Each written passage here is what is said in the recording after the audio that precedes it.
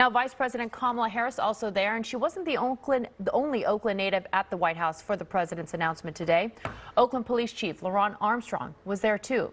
This year, homicides are up in Oakland, and Chief Armstrong says one way to save lives, stopping the proliferation of ghost guns. NBC Bay Area's Melissa Colorado spoke to the chief about his experience in D.C.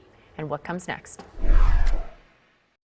As a young boy, as a dream of being a police chief, you never dream that you have the opportunity to meet the president. Oakland Police Chief LeRonne Armstrong says he was the only law enforcement officer outside of Attorney General Merrick Garland who was invited to the White House for President Biden's press conference outlining his steps to combat gun violence. When the president spoke today and he said, there's no need for people to have magazines with 100 bullets in it, Oakland has seen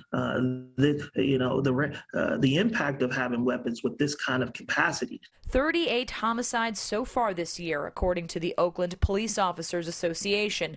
Chief Armstrong praised the Biden administration for focusing their attention on so-called ghost guns, untraceable weapons that can be built at home using parts purchased online. In a city like Oakland, it's easier to get a GUN than it is a GED. John Jones III is a third-generation East Oakland resident, raising two sons. I myself, the first time I was shot at close range, I was 12 years old. Making guns less accessible is one thing, says Jones, but to stamp out gun violence, Oakland will need a holistic approach. We have to look at the systemic root and nature of this issue. We have to look at mental health, and mental health is a key issue. Years ago, Chief Armstrong lost his older brother to gun violence. Fast forward to today, here's how he felt when the commander-in-chief looked at him square in the eye. In his speech, when he recognized law enforcement looking directly at me, I thought was a moment, and so a moment that I obviously won't forget. In Oakland, Melissa Colorado, NBC Bay Area News.